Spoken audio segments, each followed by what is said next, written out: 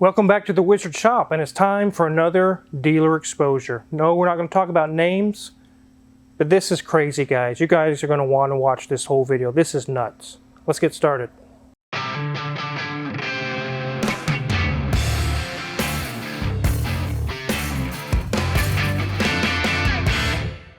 This is a 2020 Dodge Charger GT with the V6. And it is very rare for me to get a vehicle in this new. It only has 9,000 miles on it. It's still under factory warranty.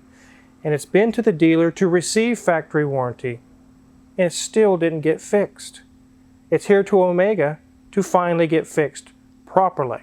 Before we get started on that, let's take a look under the hood. So no, this is not a Hemi. And really, this is not a bad motor. 3.6 VVT, no, this is not the General Motors 3.6. This is a Chrysler 3.6. It's easy to think back in the day, you got the V6 model, you got the underpowered model, it's going to be very sluggish and very slow. I would take this off, but I have to take the whole snorkel off and everything. It's just an engine under there. But just because you got the V6 model doesn't mean it's low on power. A lot of newer cars, the Mustangs, the Camaros, the Chargers, the Challengers, the newer V6s they have are putting out really nice power. This one right here has 300 horsepower and 264 pound-feet of torque. Guys, that's almost an LT1. That's small block Chevy power.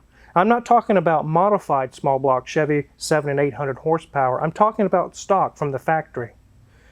If you've got a 2002 Z28 Camaro with an LT1 in it, you had 300 horsepower, and it had more torque, 330, 340.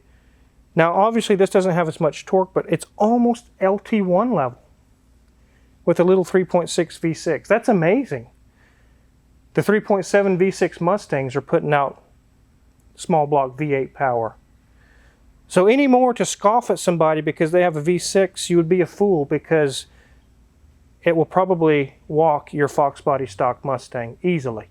So be careful about shrugging or scoffing at somebody who's got a V6. They might just gap you.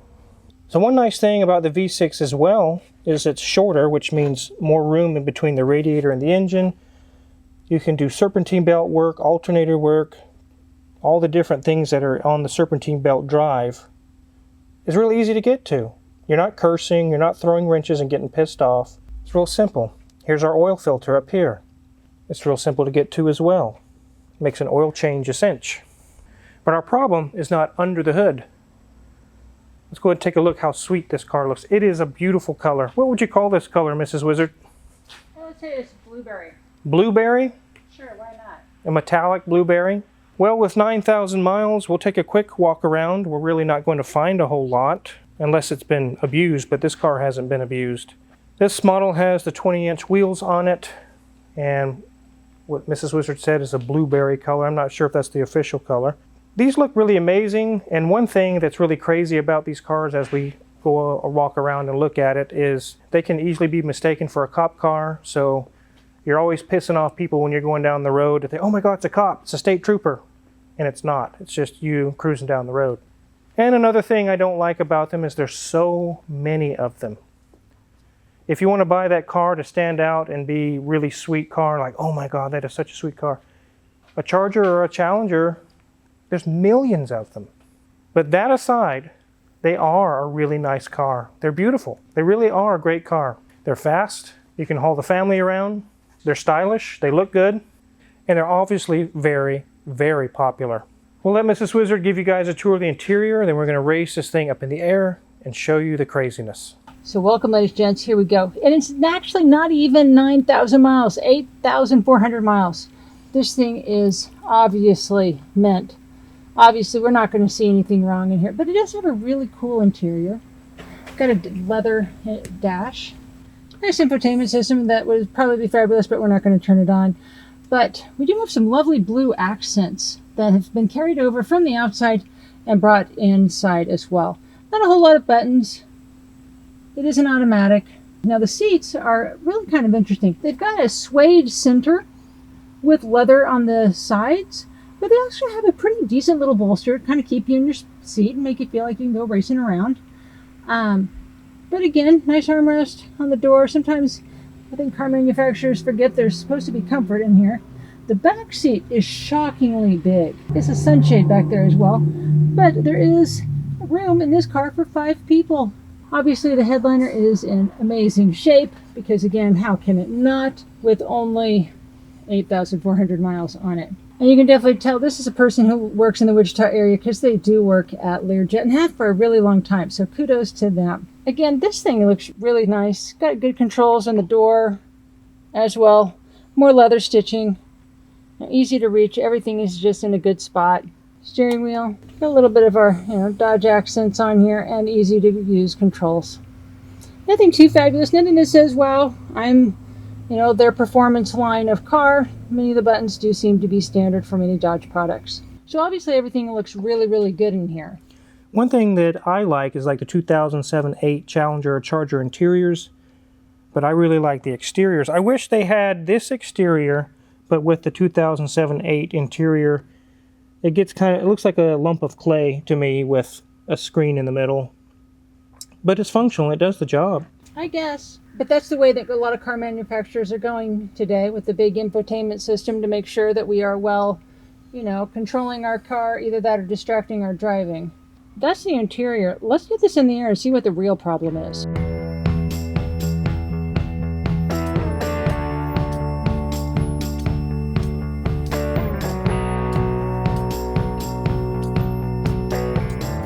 So with this thing only having literally 8,497 miles or whatever on it, there wasn't a whole lot to see in the interior. Mrs. Wizard wasn't going to find any damage.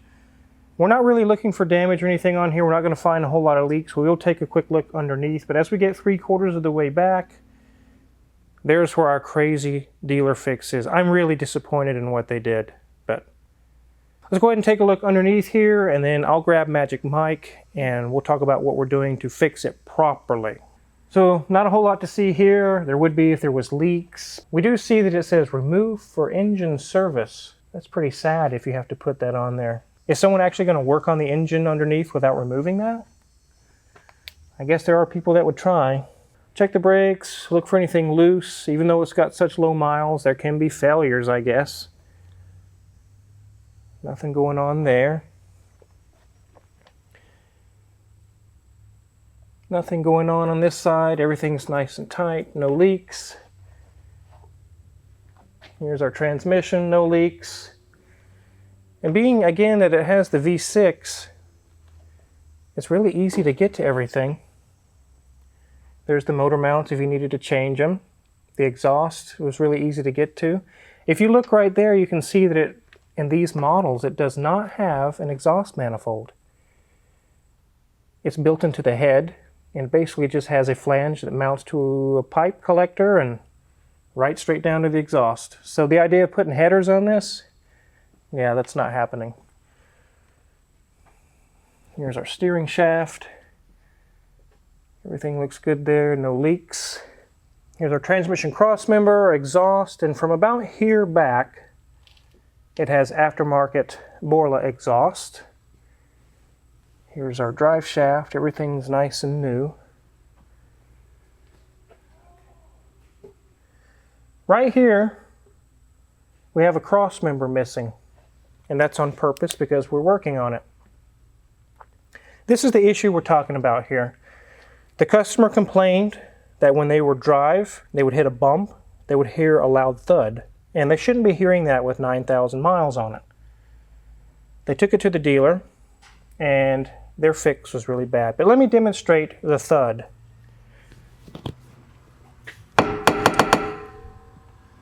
That's our thud. We checked the suspension, we checked everything over. We didn't find any issues with the suspension, but the customer was like, I had it to the dealership, they said they fixed it, I take it on the road, it's still clunking when I hit bumps. So, being this is aftermarket exhaust, I'm not even sure that they would cover that under warranty, the clunking noise. But it's obvious they knew that it was the exhaust because their fix was really kind of sad. Let me show you guys.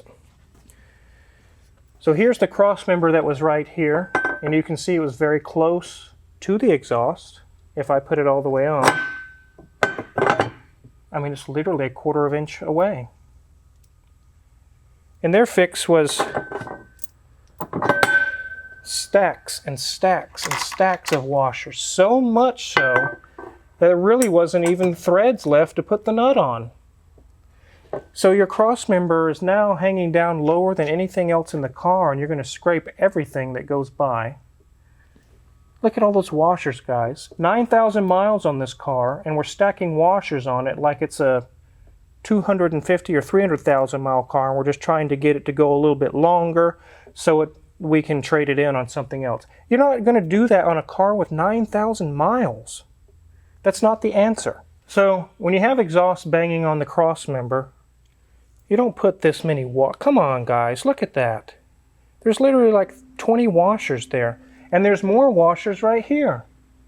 Look at all that, guys. Washers on top of washer, washer, washer, washer, washer, washer. Look at the nuts right here. There's like 1 or 2 threads holding that on. How is that structural? How is that holding this together? I don't know where this dealership is. I don't know where this customer lives or what. I'm not going to mention any names, obviously, but 9,000 miles on your car, the exhaust is clunking. You're supposed to get the best service at the dealership. And this is what you get.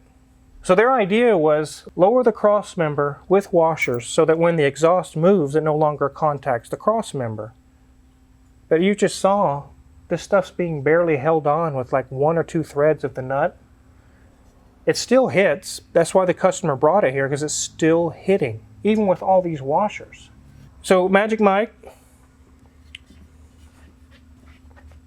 he's got this stuff removed. We're going to put it back properly. But you read that when you put aftermarket exhaust on these Chargers, it's a common issue? Yeah, it seems to be they use a little bit wider pipe here at the back part of the exhaust. So that's when you start to get that knocking noise on your cross member. So what me and Wizard decided to do was, hey, what if we just modify the exhaust hangers to raise up the exhaust a little bit? So the solution to this problem is not washers on the cross members, so much so that it's barely even holding on. The solution is to adjust the exhaust. Hello? Let me show you guys what we're going to do to fix it. So we have one of the exhaust mounts mounted already, and it's raised it substantially. But what we did, I'll show you with this one, is that this mounting bolt was way lower, like down here. We cut that off because it was welded on, drilled in 2 new holes to relocate this bolt. So now we will hold the exhaust as a whole like a full inch higher. It'll go right here. And this will fit into the hole and pull the entire exhaust up much, much higher.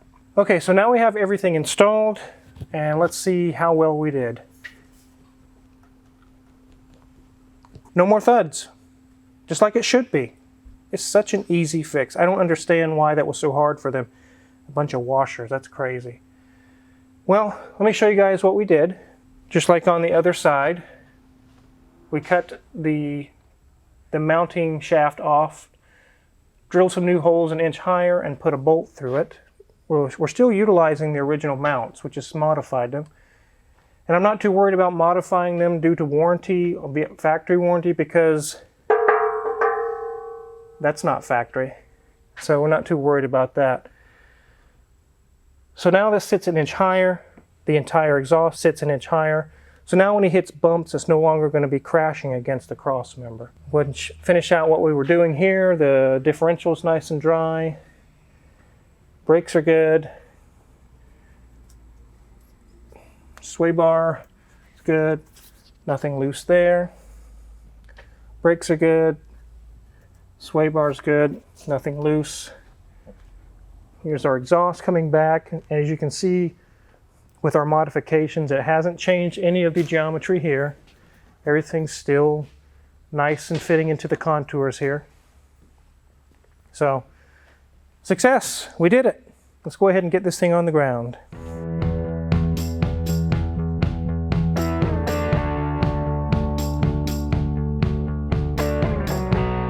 So it's really sweet to have a car with this low miles in the shop.